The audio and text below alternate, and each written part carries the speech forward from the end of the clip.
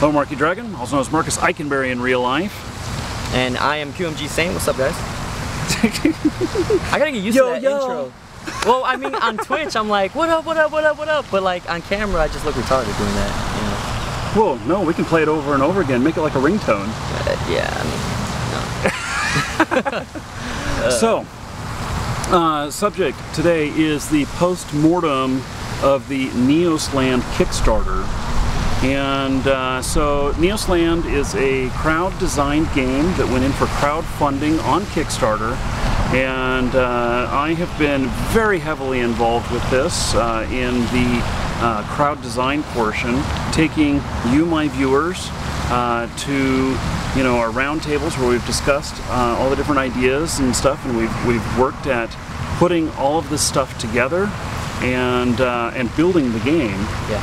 And but the fact is that even though I still strongly believe in this game, and the game is still being made anyway, even though it failed on Kickstarter, it failed on Kickstarter. Mm-hmm. And I think that there is a lot of valuable lessons to be learned from this. And so this isn't, this video is not about giving Kickstarter or Neosland a bad time. Yeah. This is really about an evaluation, a post-mortem of the Kickstarter campaign for Neosland, and what the hell happened. That's what we're looking at, is what the hell happened.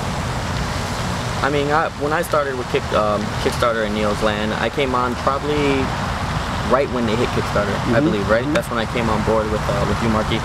And I didn't really know much about the game at that point because I didn't watch the previous roundtable, so I had to, pretty much research it fast and get into what the game is about and everything. And I thought it was a great concept. I still do think it's a great concept. One of the issues that I had right out the gate, and I voiced it to you, was I think it was too early, way too early to come on Kickstarter.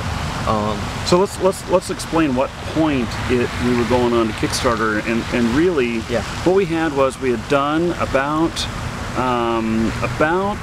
12 or 13 roundtables where we had discussed topics and came up with basically advice for what NeoJack should do to the game.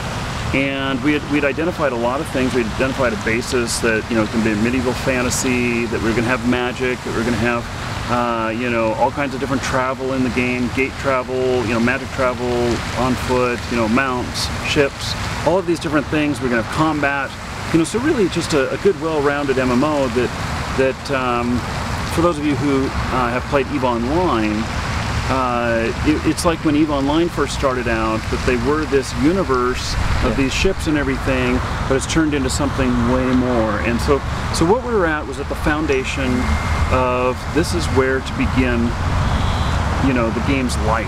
Yeah. And in the development portion of it, we had artwork. Yeah. And we had these outlines for the development of the game, but that's all we had. We had no concept video. We had no gameplay. We knew what engine it was going to use, but we had no gameplay. I was able to get in there and actually do some stuff, but it wasn't fun, and that's because it wasn't done. Yeah. And there was nothing to really show in the game. It was like you kind of had a foundation and some walls up, but just like the basis, like nothing really to make the There were some buildings, sellable. but you couldn't open doors. Yeah. You couldn't really fight other things. My character couldn't even wear clothes. Well, I was talking more on an analogy basis, like the foundation was there from the round tables, but I mean, you were just putting up the studs, basically. Right. Like, you didn't have. We had an architect's plan, and we had the cement had been poured for the foundation. And there was nothing else there. Exactly. Here's your home. Yeah. And I think that's one of the issues with when we talked about Kickstarter, or just me and you personally, just talking about how I think it's too early, is that we are being sold a dream. Yes. And some people can visualize that dream more than others. And when it comes down to it, you know, you're gonna have the people that are very supportive and are gonna fund the game, are gonna back the game because they believe in the product. Not only do they believe in the product, they believe in that they have a voice because it's a community. That's great. That's fine and dandy.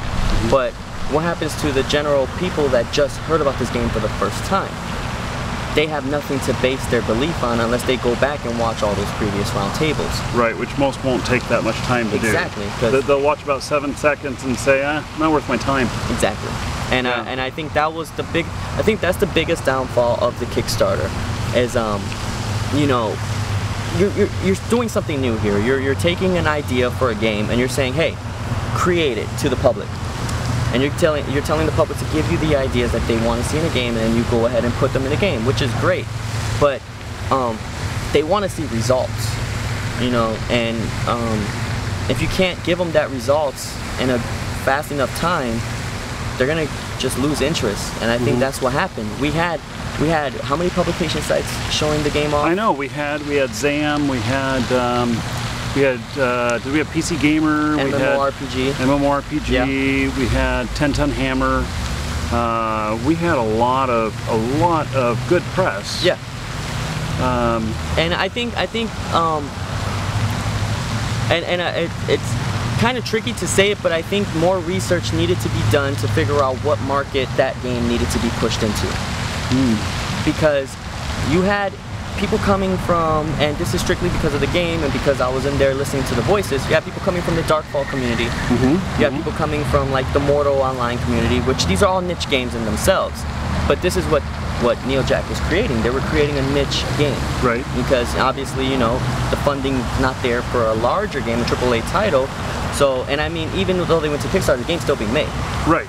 And I think that's also what hurt it, is that, you know... So the game's still going to be made anyway, even though Kickstarter funding didn't happen, and so by telling people that ahead of time, they're like, well, you know, I can just make my decision later. I could just wait till there's actual gameplay on, and then I'll wait and see if I want to buy it. We actually, when it was announced that that we thought we weren't going to reach the goal, and that that we could, the game was going to continue on being built anyway. We actually saw a drop in funding. Yeah. People actually removed their funding, and not everybody, but a lot. And so yeah, we saw that hurt.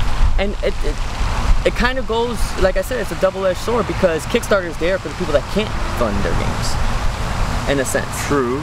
And so, this wasn't that case. I mean, right from the get-go, it was always said that we are building this game whether Kickstarter funds or not. And so it's because we have a good game here, but it was more, more so that it could get more polish on it before release. Exactly, and I think in that sense, looking at the Kickstarter now and having that mindset as a company, I mean, I don't work for Neojack, you don't work for Neojack, correct? But looking at it from just an outside perspective, if that was the mindset going into Kickstarter, me as a person looking at the Kickstarter and wondering if I want to put my money up, I would be telling myself, why did Neojack just wait till they had a game that needed polish, instead of a game that needed everything plus polish before putting it up? So some of the things that I see that could have been done better on this, it might have been a game changer, is one, that Kickstarter shouldn't have been done until the alpha was at least ready to launch at the end of the Kickstarter, and to where we could have YouTubers and streamers in the game while the Kickstarter's going on, you know, and promoting it, and playing it and showing that they're having fun. Because they can show that they're having fun even if the graphics aren't finalized yet. Another thing was that the biggest hurdle that I think we ran into was press would say, what kind of game are you making? And you know, the answer was, well, this is the crowd, you know, designing it and everything. And they're like, okay, what kind of game is it? Well, the crowd hasn't said what they want yet, and so you are total vaporware. And at that point, yeah, I agree, because you know, So you may so have the many engine question and the marks. mechanics, but what is the game? Because it could be a glorious engine for a game of chess or a full MMO. Yeah, And either could apply. it could, and I think that's also what put off a lot of people. They want answers. Yeah, that is something else too. You know, this whole thing of crowd design and everything. I think that is good as an experiment, but I think that what really needed to be done was to really have the game all set. You know, it could go through the crowd stuff and get to a set thing.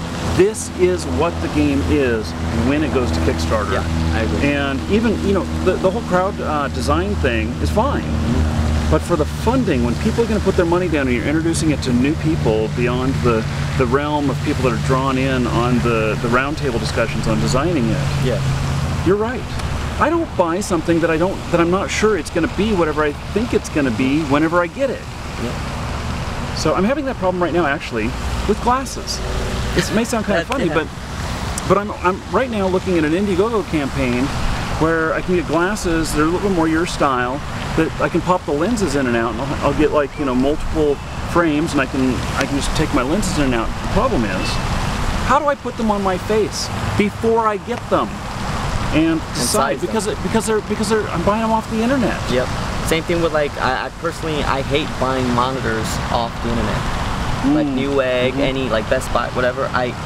Me personally, I sit in front of the TV section, like when I'm purchasing TV, and I'll sit there for like an hour or two just looking at different types of TVs, because it's not really about the pricing. Well, that goes into that's part of it. Yeah, but it's like it's what can I looks get for better. this price? Exactly. Yeah. And so, people have different ideas on what they want. You know, like you can pick a TV, I could pick a TV, two different TVs, but if you like it, I like mine.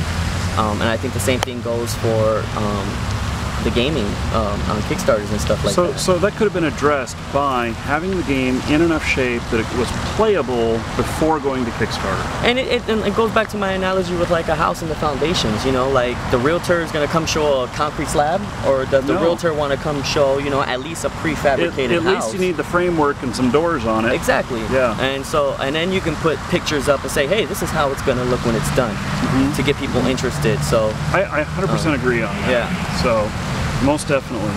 Another thing is that I think that the video on the Kickstarter campaign and Indiegogo campaign, that is where you put the majority of your money when putting that whole thing together. Yeah, I agree. And nothing against Jacques. I really like Jacques and everything, and they did put together a video that was pretty good, but it wasn't good enough. I'm having that issue now. I'm doing a freelance project for somebody, and they have a book coming out, and I'm making a trailer for that book for them. And part of the phase of just going in there with them is they have an idea of what they want for the book, for the trailer, and then I'm telling them what's going to make you marketable for your book. And I think that's the same thing that it happens with the Kickstarters. Like, this video is your marketing tool. You know, this is... People don't read nowadays. It's sad but true. You know, we don't even use books anymore. We use Kindles and iPads, so and tablets. So yeah, the more you know, interaction you can have with them visually and audio, you know, the better it's going to be. So I think that has to be, if not the most important thing besides getting the actual game ready for Kickstarter, is that piece of video that they watch. Because what do you do the first thing you go on a Kickstarter page? I watch the video. Click that play video, right? That's right. Yeah. And sometimes I won't even watch the whole thing, but I'll listen to it while I'm reading. And then if I hear something interesting, I scroll back up and I watch a little bit. Exactly. Yeah. Exactly. And I think that it's all presentation. And I think, and that needs to show gameplay. It needs to show creativity. Yeah. It needs to show maybe innovation and how everything's going to execute. And I think at the end of the day, I think a lot of these people are great game designers, but they're not great marketers. And yes, and that's do what what you're good down at. to. Yeah, and I think the people that have been successful on Kickstarter and everything are the people that have been able to tap into that, into how to market their game the best. Star Citizen. You go on their website, you go on their Kickstarter when it was live, how much information was on that page? It was It took me like 30-40 minutes just to go through everything on that page and watch the videos. And they did amazing. They did amazing. And in fact, the same company that did the Star Citizen marketing did it for Neosland. And so there was all this outflow of information. It just wasn't converting once they landed there.